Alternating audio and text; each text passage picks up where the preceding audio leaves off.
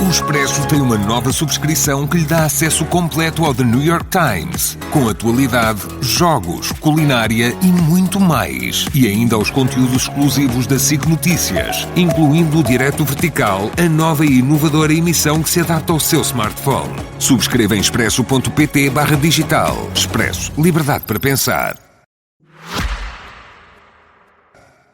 Muito boa noite e muito bem-vindos. Com o horizonte nas presidenciais do dia 18 de janeiro é a noite do Frente a Frente entre António Filipe e Catarina Martins, na RTP1, RTP Notícias e RTP Internacional. Muito boa noite aos dois e muito bem-vindos. Dito o sorteio, que começa o debate António Filipe, terminará Catarina Martins. Amanhã temos a primeira greve geral em mais de 10 anos, junto às duas centrais sindicais. O António Filipe, num debate que teve aqui anteontem, já disse que usaria todos os poderes que a Constituição lhe dá, reconheceu todavia também que no limite podia ter de promulgar a lei. A pergunta que lhe faço é se vê algum outro contexto em que fosse possível promulgar sem ser obrigado, ou seja, que tipo de recuo é que tinha que haver ou que tipo de entendimento é que tinha que haver. Boa noite, Carlos Daniel, boa noite, Catarina, e boa noite aos seus espectadores e eu queria dar uma cordial saudação muito fraterna aos trabalhadores portugueses que vão participar nesta greve geral e que têm todas as razões para isso. Aliás, esta greve geral é uma luta pela democracia, a defesa dos direitos dos trabalhadores, é uma luta que tem que ver com tudo, ou seja, tem que ver com a democracia portuguesa, tem que ver com o nosso modelo de desenvolvimento e, portanto, eu creio que é um grande serviço à democracia portuguesa que os trabalhadores que vão participar da greve geral vão fazer e eu estou inteiramente solidário com eles. Eu já referi, de facto, que poderes é que o Presidente da República tem sobre esta matéria. É evidente que o Presidente da República em Portugal, o nosso sistema político não tem um veto absoluto sobre leis da Assembleia da República, mas eu levaria ao limite dos poderes presidenciais. Ou seja, obviamente que estamos a falar da proposta de lei tal como a conhecemos. E, portanto, mas imagino um recuo em algumas matérias mais sensíveis por parte do Governo. Isso seria estar aqui a pintar um cenário que é de todo imprevisível. Ou seja, eu espero que o Governo olhe para a greve geral que vai acontecer amanhã, retire daí as suas conclusões e retire esta proposta. Porque esta proposta não faz nenhum sentido, ela não constava de nenhum programa eleitoral, é um retrocesso profundo nos direitos dos trabalhadores e eu espero que ela seja retirada e, se não for, eu espero que a luta dos trabalhadores obrigue a Assembleia da República a não aprovar esta proposta. O que é que considera que será um sucesso da greve geral de amanhã? Vamos ver, eu acho que é a adesão, obviamente, a adesão dos trabalhadores. A partir das indicações que temos é que será uma muito elevada adesão dos trabalhadores, daqueles que puderem aderir. Porque, evidentemente, que já temos hoje uma situação de extrema precariedade no mercado de trabalho que fará com que muitos trabalhadores não tenham condições para aderir à greve. António Filipe, se eu ouvi bem, espera que tenha impacto, quer no que pode ser a decisão do Governo, quer da própria Assembleia. Eu acho que nenhum Governo responsável pode ficar indiferente perante uma manifestação desta dimensão feita por trabalhadores portugueses. E as indicações que existem de adesões anunciadas a esta greve faz prever uma adesão muito grande. E, portanto, eu como Presidente da República, e estamos a falar na proposta de como a conhecemos, se ela chegar, eu espero que não chegue, eu espero que o Presidente da República, que vai tomar posse em março, não tenha que intervir sobre esta matéria. Mas, obviamente, que suscitaria junto ao Tribunal Constitucional, requeriria ao Tribunal Constitucional a fiscalização da constitucionalidade de normas que eu considerasse serem violadoras da Constituição, e, designadamente, enfim, a liberalização ou seja, a não admissão de um trabalhador, a não reintegração de um trabalhador. Também já ouvi enviar até uma mensagem à Assembleia da República para deixar clara essa mensagem é a utilização do veto político do Presidente da República, que sabe-se que é ultrapassável, mas não deixa de pesar. Eu creio que faz sentido, porque eu acho que os trabalhadores precisam de saber se tem ou não um Presidente da República que esteja do seu lado. Vou-me perguntar a Catarina Martins como é que se posicionaria. Boa noite e bem-vinda também. A sua oposição a estas alterações também é pública e notória. A minha pergunta é se seria convictamente vou usar uma expressão clássica da política portuguesa, força de bloqueio perante uma lei destas, enquanto Presidente. Boa noite, antes de mais, cumprimentos aos dois, cumprimento quem nos está a acompanhar. Mário Soares era Presidente da República em 1988 e apoiou uma greve geral, talvez tenha sido por isso que Cavaco Silva chamava força de bloqueio. Se uma força de bloqueio for quem está a defender os trabalhadores contra um governo que lhes quer tirar os direitos, Será, mas eu acho que isso não é bloquear o país. Isso é, pelo contrário, desbloquear o país. Porque defender quem trabalha, mas seria um primeiro momento de trabalhar. crispação e dificuldade entre si, enquanto Presidente eventual, e o Governo. É preciso defender quem trabalha neste país. Repare, esta greve geral, não há muitas greves gerais em Portugal, não há nenhuma greve geral há 12 anos. Esta greve geral é convocada simultaneamente pela CGTP, pela UGT, os sindicatos independentes também aderiram a esta greve.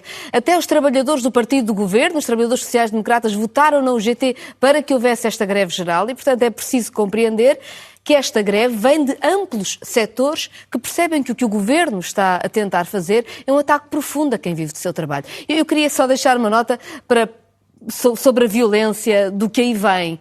O Governo quer dizer aos mais jovens que, por nunca tiveram um contrato permanente, podem ficar a prazo toda a vida. Nunca mais vão ter direito a um contrato. E está a dizer aos trabalhadores que podem... Eu estive a fazer as contas, com a ideia do banco de horas individual, um trabalhador com salário médio pode perder 930 euros por ano com horas que não lhe vão ser pagas como devidamente são, horas extraordinárias. Portanto, estamos a falar um ataque a todas as gerações, um ataque a todos os salários, que é um ataque à nossa economia. Porque se os nossos salários são baixos, se os nossos contratos são precários, nós não vamos ter uma economia qualificada e uma economia forte. Posso depreender que, perante esse cenário que coloca, não vê a possibilidade que muitos defendem como boa para o país, que é de uma concertação, de um entendimento mesmo posterior a esta greve? A UGT manifesta a abertura para esse debate. Repare, eu acho que os sindicatos negociam sempre. Os trabalhadores nunca deixam de negociar condições. Mas não vê grande caminho para o entendimento? O que eu acho é que esta greve geral é um sinal de que o Governo tem de ter outra proposta em cima da mesa para ser negociada. E que seguramente há tanto para fazer neste país, que é um país de salários muito baixos, é um país em que se trabalha horas demais, por salário pequeno demais, é um país em que a precariedade é tão grande, que há tanta gente que não vê futuro aqui e que vai embora e, portanto, precisamos de mudar. Eu queria só deixar uma nota sobre este assunto que eu acho que é muito importante para o dia da manhã. Que é, eu sei que há muitos trabalhadores em Portugal que não são sindicalizados, ou seja, acho que a taxa de sindicalização neste momento é 1 em cada 8, mais ou menos, na economia geral, na agricultura é 1 em cada 50. Eu quero dizer a todos os trabalhadores deste país, sindicalizados ou não, que têm direito a fazer esta greve, que é o seu direito de fazer esta luta. Cada um decidirá pela sua consciência, pelas suas condições de vida, fazer um dia de greve é menos um dia de salário, é um dia difícil, cada um decidirá, mas toda a gente tem direito a fazer greve e este direito está protegido pela Constituição. Queria que me respondessem sinteticamente os dois à intenção do Primeiro-Ministro de fazer avançar o salário mínimo desde logo, que é aquilo que o Governo pode decretar. Quando o Primeiro-Ministro fala no salário mínimo de 1.500 euros, ou de 1.600, isto como objetivo faz sentido aos seus olhos? Eu acho que o Primeiro-Ministro está a gozar com as pessoas e é feio. Porque, repara, o Governo acabou de chumbar hoje propostas da esquerda para aumentar mais o salário mínimo. Mas é bom que aumente o salário mínimo. É bom, mas é bom que se fale verdade. Ou seja, o mesmo Primeiro-Ministro que só aumenta o salário mínimo 50 euros este ano, está a dizer que nos próximos anos da legislatura vai aumentar todos os anos o salário mínimo em 200 euros e alguém acha que ele está a falar verdade? Eu acho que ele não disse que ia aumentar todos os anos, pelo menos eu não vi isso. Pois, mas disse que tinha esse objetivo. Disse que ia calendarizar, não disse para quando. Pois está bem, sabe-se lá para quando não pode ser, não é? As pessoas têm um salário agora. 30 segundos a sua leitura sobre isso. Há um sinal muito claro de que ninguém leva isso a sério. É as confederações empresariais não protestarem, porque as confederações empresariais, que qualquer cêntimo de aumento do salário mínimo protestam e dizem que isso não é possível, ouvem este anúncio do Primeiro-Ministro e não dizem nada, que significa que nem eles acreditam nele. Porque eu queria só dizer isto nestes tais 30 segundos. É que o ponto de partida da legislação laboral já é muito baixo.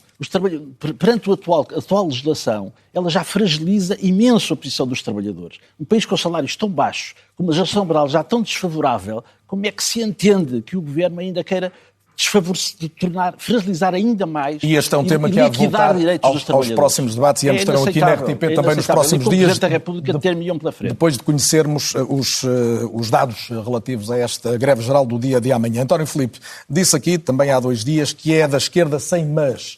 Disse que António José Seguro pertence ao consenso neoliberal. Sim. De Jorge Pinto que uns dias sim, outros dias não à esquerda. Catarina Martins é de esquerda sem mas? Não tenho dúvida nenhuma acerca disso. Agora, a questão é esta. Eu, quando avancei com a minha candidatura, não havia candidaturas à esquerda. E, portanto, eu considerei que António José Seguro fazia parte daquilo que chamei o consenso neoliberal, que é responsável pela situação que o nosso país vive, pela governação ao longo das últimas décadas.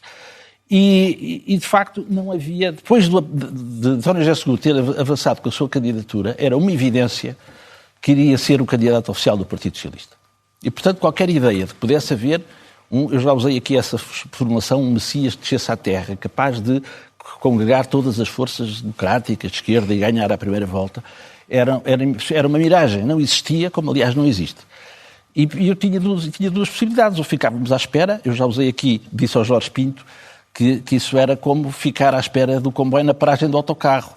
E eu não fiz isso. E, portanto, avancei com uma candidatura, com a convicção, com a consciência de que seria uma candidatura capaz de agregar essas vontades de pessoas que se identificam com a Constituição. A vontade de Catarina Martins, a sua adversária? Naturalmente, com toda a legitimidade, apresentou a sua candidatura. A legitimidade Mas quando diz eu apareci primeiro, está a sugerir que podia ter protagonizado uma candidatura mais... Isso é um dado de facto e o objetivo era esse. Não havia uma candidatura de esquerda e passou a haver.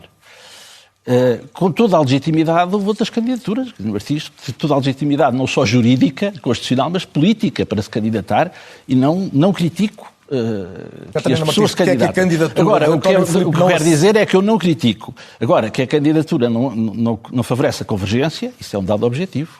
E podia ter favorecido, porque surgiu em segundo lugar. Aceita esta leitura, Catarina Martins? Repare, é verdade, eu acreditei que era possível uma candidatura independente que conseguisse agregar vários espaços partidários até. E só uma candidatura independente é que o conseguiria fazer. António Filipe achou que isso não seria possível ou não quisesse. Independente quer dizer que não emergisse dos partidos, mas os senhores candidatam-se por vontade individual. Sim, claro, mas todos sabemos que uma candidatura independente, como na altura se falava de Sampaio da Nova e que eu apoiei, seria um outro cenário. Esse cenário não aconteceu, ninguém faz convergência consigo próprio, a convergência não é feita assim, é feita de uma outra forma e eu apresento-me sobretudo para falar para um país que precisa, que se fale muito das questões da habitação, do salário, do acesso à saúde e apresento-me, falo por mim, sabendo que tenho apoios e agradeço-os muito para lá da minha área política de origem, mas sobretudo com o apoio de tanta gente que acredita que se pode viver melhor em Portugal e que tem uma visão de esquerda e que tem também uma visão de uma série de avanços civilizacionais que para mim são importantes, que se fez a minha vida e cá estou eu. Mas deixe-me ainda retomar só esta questão mais política no sentido literal. Segundo as sondagens, ou estão todas erradas, ou nem a Catarina Martins nem o António Filipe têm a hipótese de ir à segunda volta. Eu pergunto se já se imaginou a ter de sugerir o voto em Marcos Mendes ou em Gouveia e Melo. Imagino que custará menos um pouco em António José Seguro para evitar que André Ventura seja presidente? Eu acho que essa é uma falsa questão. Nós estamos na primeira volta e na primeira volta temos que debater. Por exemplo, eu lembro-me que Maria de Belém tinha 20% em sondagens e acabou com 5%. E assim como uma candidatura pode ir para baixo, também pode ir para cima. Não sabemos. Vamos à campanha. Vamos discutir ideias. Vamos pensar que país é que queremos, como é que dialogamos, se fazemos ou não fazemos pontes. O que é que nós queremos construir para Portugal e em que é que a magistratura de um Presidente e de uma Presidente da República pode fazer para mudar o país? Já vamos às diferenças entre vocês, mas António Filipe, para si é indiferente que seja Gouveia Melo, Marcos Mendes ou António José Seguro? Eu acho que nós não pinto cenários de segunda volta sem disputar a primeira. Eu acho que cada eleitor é dono do seu voto, os eleitores é que vão decidir quem é que há de ir à segunda volta. E eu apresento-me com convicção de lutar pelo resultado nestas eleições. E, portanto, estamos na primeira volta. O que é mais distintivo na sua candidatura, desde logo em relação a Catarina Martins, e não vamos falar ainda da Europa e do mundo, em relação ao projeto que quer para Portugal e ao exercício dos poderes presidenciais? Eu diria 4 pontos rapidamente. Primeiro, a centralidade aos trabalhadores e ao trabalho. O respeito por quem trabalha. Não podemos continuar a ser um país de baixos salários em que os trabalhadores não usufruem da riqueza que criam com o seu trabalho. Segundo, uma esquerda sem meios nem memés, como há pouco disse, e que enfrenta o poder económico, que não se conforme com o domínio do poder económico sobre o poder político democrático, que é aquilo a que temos vindo a assistir em consequência, enfim, do domínio de tal consenso neoliberal. Uma candidatura patriótica, ou seja, que não aceite as imposições que nos venham do exterior, das grandes potências, designadamente da União Europeia ou da NATO, e, portanto, que uma presidência assente na prevalência do interesse nacional e os valores de Abril, contra os valores escritos na Constituição, e uma candidatura antifascista, portadora de um grande património de luta contra o fascismo, de luta pela liberdade e pela democracia. E nesses 4 itens, qual é que o diferencia mais de Catarina Martins? Sabe que eu não coloco as coisas assim.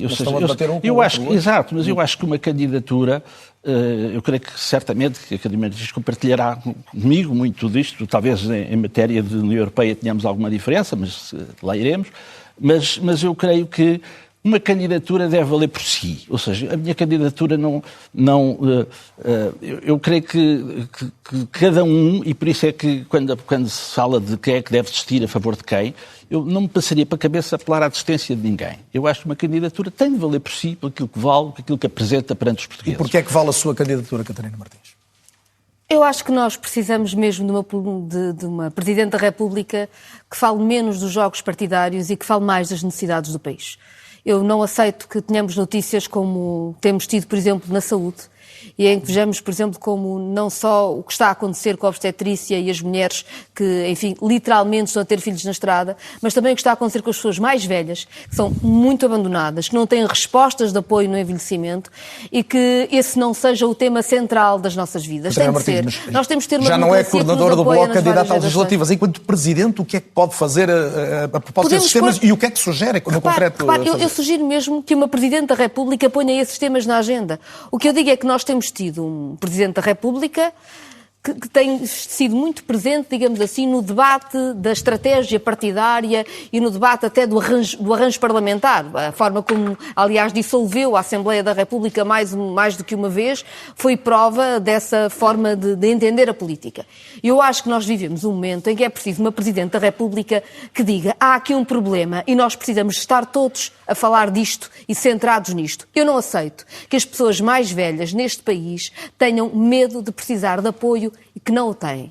Quando eu vejo notícias como a de hoje, de alguém que sai de um hospital, que ninguém sabe onde está, e há uma tragédia destas, eu pergunto-me como é que nós estamos a responder às pessoas. Há muita gente abandonada neste país. E eu acho que uma Presidente da República tem de ser a voz de quem se sente abandonado. Tem de ser capaz de falar para esse país que está abandonado, para obrigar a que haja respostas e que se combata mesmo o abandono. Porque uma democracia é solidariedade. E é sendo de solidariedade que ela é forte e que ela tem credibilidade. Uma sondagem recente, como terão visto, há uma maioria significativa dos inquiridos, representam necessariamente os ouvidos na sondagem, que dizem reclamar um Presidente mais interventivo. A Catarina Martins lembrava há pouco que Marcelo Rebelo de Sousa, nos seus 2 mandatos, dissolveu 3 vezes o Parlamento. E creio que em pelo menos 2 das circunstâncias é crítica dessa decisão. Teria de ser ainda menos interventivo, é isso? O problema é que eu acho que essa é a intervenção errada. Há várias formas de intervir. Quando o Presidente da República deixou considerar que a aprovação ou não de um orçamento do Estado era uma espécie de moção de censura ao Governo e, portanto, quando uma espécie de chantagem ao Parlamento, os partidos o aprovam todos ou vamos para eleições, passou-se a discutir muito mais tática política e muito menos dos problemas das pessoas. Eu não faria isso. Acho que esse não é o papel do Presidente da República e não é a minha leitura da Constituição da República Portuguesa, que diz claramente que o Parlamento pode ter soluções e deve ser obrigado a ter soluções. Mas, pelo contrário, seria muito mais interventiva quando vejo problemas claros do funcionamento das nossas instituições, quando vejo problemas claros do funcionamento da nossa democracia na resposta à população, ao ser a voz dessa população que está frágil, que se sente abandonada. Consegue encontrar um exemplo de alguma circunstância que motivasse uma dissolução do Parlamento ao longo dos últimos anos? Quando estando em causa o Estado de Direito Democrático, claro que sim. Se o Parlamento não for capaz de uma solução de governo que cumpra a Constituição, que seja de acordo com os valores que a nossa Constituição obriga, deve ser dissolvida. Mas a verdade é que Marcelo Rebelo de Sousa dissolveu a Assembleia da República sem aferir dessas condições, ou mesmo quando essas condições... Após a demissão de António Costa também errou aos seus olhos. Podia ter trabalhado uma solução, sim, no âmbito estrito da Constituição. Isso está previsto. Acho até que a degradação do debate político, não tendo o Presidente da República como responsável, longe de mim responsabilizá-lo por essa degradação, mas a verdade é que se acelerou a partir do momento em que a política começou a falar, e os políticos muito da própria política e muito pouco do país. E não se procurar soluções no quadro parlamentar para as grandes crises que a nossa população tem de enfrentar todos os dias, foi um erro. Desse ponto de vista, eu acho que Marcelo Rebelo de Sousa foi muito interventivo no quadro político-partidário e não teve a intervenção, que eu acho que é a intervenção de uma Presidente da República na defesa da população. António Filipe, queria ouvi-lo também sobre isto, mas colocando mais esta nota, o António Filipe tem dito que o Presidente é o último reduto da defesa da democracia e invocado uma figura que nunca foi utilizada, que é a hipótese de uma demissão do Governo. Qual é o horizonte que coloca para que haja uma questão tão grave? Nós temos tido leis controversas, discutimos aqui as do trabalho, tivemos as dos estrangeiros, da nacionalidade. Alguma destas o fez pensar nisso? Não nesses termos. Ou seja, eu acho que de facto a Constituição prevê essa possibilidade e não foi utilizada e espero que nunca seja. Porque Porque o que diz a Constituição é que o Presidente da República pode demitir o Governo para garantir o regular, se o Governo puser em causa o regular funcionamento das instituições democráticas. E ainda bem que nunca fomos confrontados com isso, porque isso seria uma crise muito grave. Agora, o que eu acho que a Constituição quer dizer com isso é que torna o Presidente da República o último garante da democracia, ou seja, há um ponto a partir do qual não se pode passar.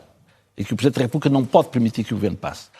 Agora, eu creio que agora não vale a pena estarmos a ficcionar, a inventar exemplos, eu acho que não. E ainda bem que isso não aconteça e espero que nunca aconteça. É uma salvaguarda que a nossa Constituição tem. Porque a dissolução da Assembleia e ainda por cima uma figura dessas, que conduziria inevitavelmente, creio eu, à dissolução da Assembleia, embora não necessariamente, mas creio que não se pode ser tomada de ânimo leve. E, de facto, também creio que a demissão, por ter sido recusado da generalidade de um orçamento de Estado de um governo minoritário, foi completamente despropositada e nada... Ainda que os partidos que fizeram aqui o governo soubessem dessa intenção do Presidente. O que eu acho que o cumprimento da Constituição tem que ver com isto que a Catarina estava a falar. Ou seja, a nossa Constituição é muito rica do ponto de vista de direitos económicos, sociais e culturais. E isso deve ser levado a sério. Ou seja, cumprir a Constituição não é só o problema da separação de poderes e do equilíbrio entre órgãos de soberania. Cumprir a Constituição é respeitar os direitos sociais e exigir políticas públicas que defendam o Serviço Nacional de Saúde, que defendam o direito à habitação, o artigo 65, que garantam o acesso dos jovens aos graus mais elevados de ensino, que dignifiquem os direitos dos trabalhadores, que promovam a cultura. Eu acho que cumprir a Constituição é isso. E quando o Presidente da República jura cumprir e fazer cumprir a Constituição, eu creio que os portugueses têm o direito de exigir um Presidente da República que esteja do seu lado, do lado da resolução dos seus problemas, que os compreenda, que esteja solidário com eles e use as suas competências, as que tem, não outras, no sentido de lutar. Lutar, eu acho que é um termo. Eu acho que o Presidente da República tem a obrigação de lutar pelos portugueses, lutar pelo seu povo. Muito bem. E exigir políticas públicas no sentido do cumprimento da Constituição. E depois é preciso equilibrar os tempos. Catarina Martins, vamos à questão da Europa e na relação da União Europeia com a Ucrânia. Catarina Martins votou no Parlamento Europeu uma resolução de reforço da ajuda militar à Ucrânia. Explicou porque é que o fazia. Gostava que o pudesse explicar a quem está em casa, porque imagino que o António Filipe não concorde, e também que nos dissesse qual é o limite que coloca para essa ajuda militar e financeira. Até onde é que a Europa pode ir para suportar o esforço de defesa da Ucrânia? Bem, eu faço parte de uma tradição da esquerda que acredita na autodeterminação dos povos, em todos os cenários, no da Ucrânia também, e que acredita que os povos têm o direito à resistência, incluindo à resistência armada. Aliás, sempre foi essa a tradição da esquerda portuguesa e é nisso que eu acredito. O que quer dizer, naturalmente, que também acho normal que se apoie a Ucrânia contra uma invasão da Rússia. Dito isto, eu não tenho exatamente a mesma posição que é maioritária na União Europeia, porque acreditando eu nisto, acredito também muito que é importantíssimo fazer esforços de paz e que a paz tem de ser o objetivo. Uma paz que seja naturalmente, desde logo, uma paz que em condições que os próprios ucranianos queiram, e portanto choca-me profundamente um acordo de paz imposto por Donald Trump que vai ao encontro de todas as pretensões de Putin, em que a Ucrânia nem sequer se senta às mesas da negociação, e portanto, como é sabido também, eu estive contra uma escalada militar em algumas das propostas que foram apresentadas, porque achei que não era equilibrado. Acho que há uma diferença entre apoiar a Ucrânia na sua defesa ou querer uma escalada militar por isso sem eu lhe pergunto, negociação de paz. Isso deve ir até onde? Qual é o limite? O que eu acho é que nós já devíamos estar há muito tempo numa situação de negociação de paz, em que a União Europeia tivesse uma voz que se fizesse ouvir, em vez de ser completamente subalterna aos interesses de Donald Trump, que neste momento quer dizer também subalterna aos interesses de Vladimir Putin. Já a União Europeia devia, desde o primeiro momento, ter proposto uma solução de paz, que eu acho que podia ter passado pela neutralidade da Ucrânia face à NATO, mas com a soberania do seu território. O presidente Zelensky deu na altura, em 22, todos os sinais de que estaria disposto a esse caminho, e a União Europeia pura e simplesmente não investiu na diplomacia da paz, não fez nada sobre isso e, portanto, deixou a situação arrastar-se com milhares e milhares de mortos. Vamos em 4 anos. Mas mantém que é preciso ajudar a Ucrânia para que a posição na mesa negocial da Ucrânia seja mais forte. Mas também mantenho que continuar a deixar os ucranianos morrerem como estão a morrer e a sua economia destruída, porque a União Europeia continua a ser um capacho dos Estados Unidos, que estão neste momento aliados à Rússia, é um erro brutal, é uma irresponsabilidade e tem de parar. António Filipe, enquanto Presidente, se um Conselho Europeu se preparasse para prolongar o apoio, desde logo militar, à Ucrânia, defenderia que Portugal se afastasse da posição comum?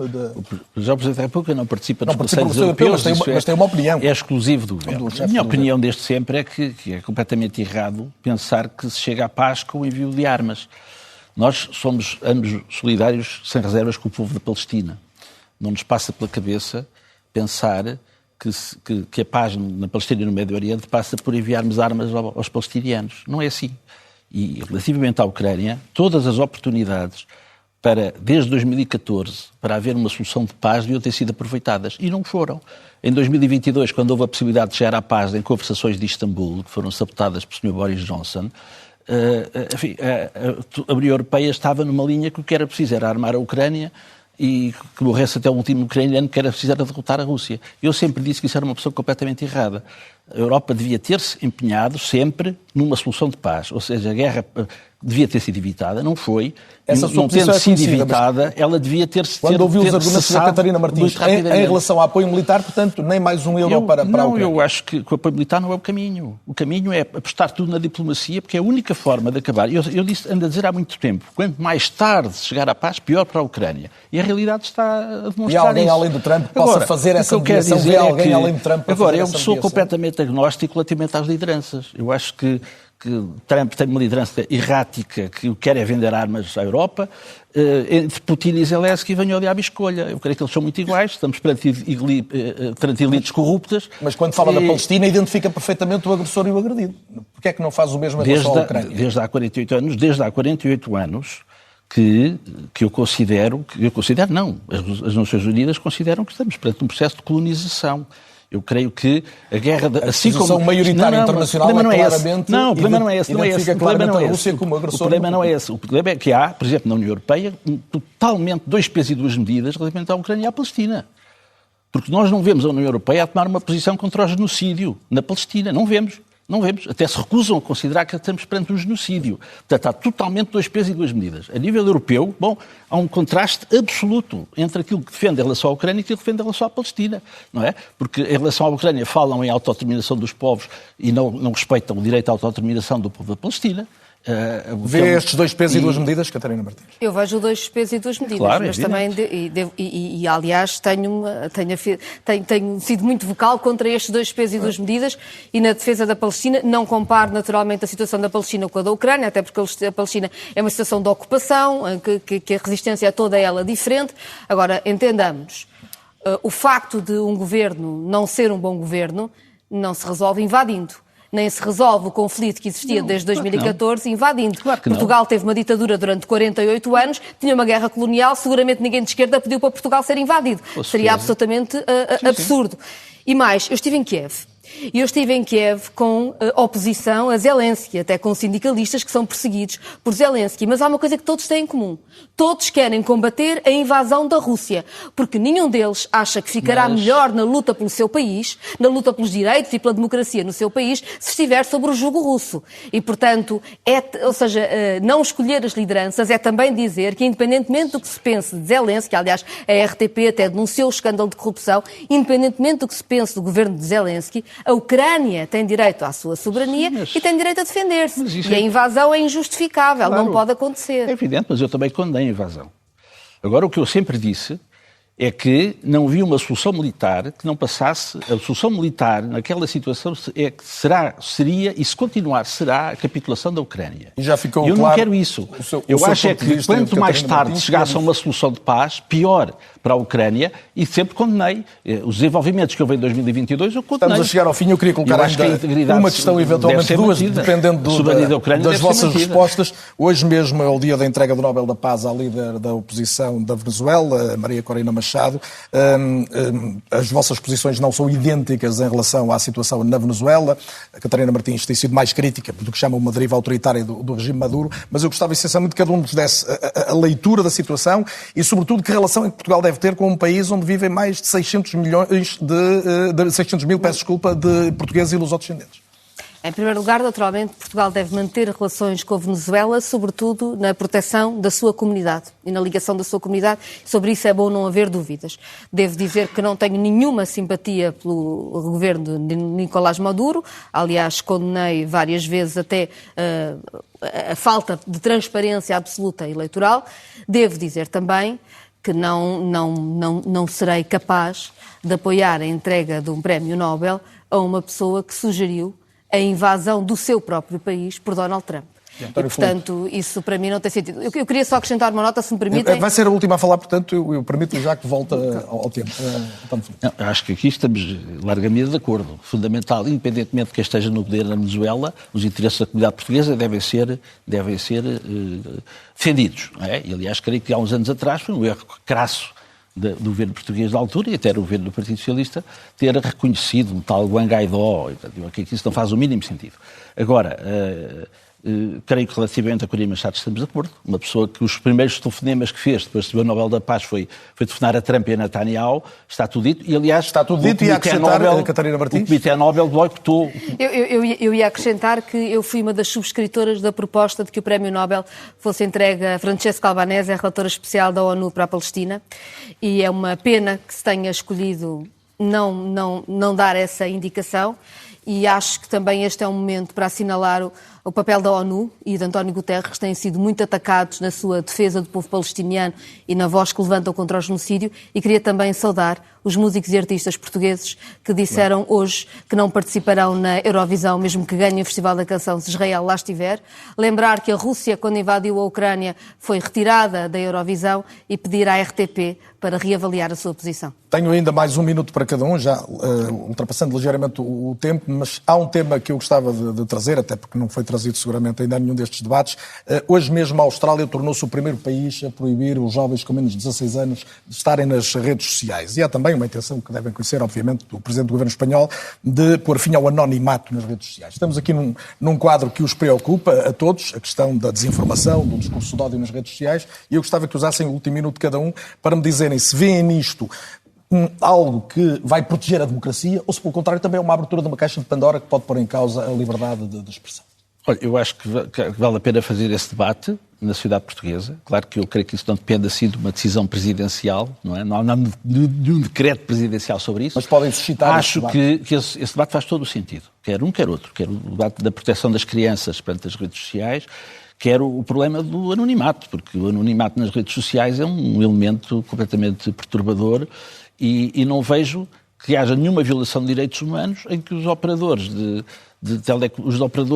das plataformas que tenham uma identificação das pessoas que acedem a elas. Creio que até do ponto de vista da segurança dos cidadãos, isso pode ser importante. Portanto, tendencialmente não rejeita nenhuma nem outra. Não, eu acho que a questão deve ser debatida. Portanto, não creio que não se trata de tomar agora aqui uma posição definitiva sobre...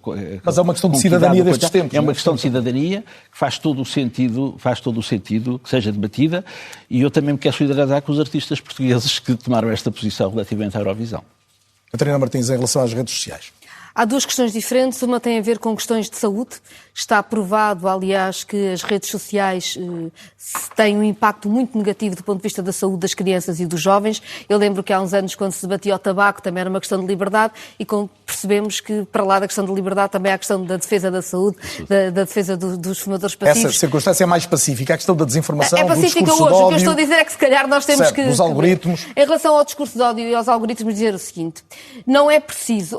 Eu não aceito a falsa dicotomia entre perder a privacidade de cada cidadão que usa as redes ou corresponsabilizar as redes quando se cometem crimes nas redes.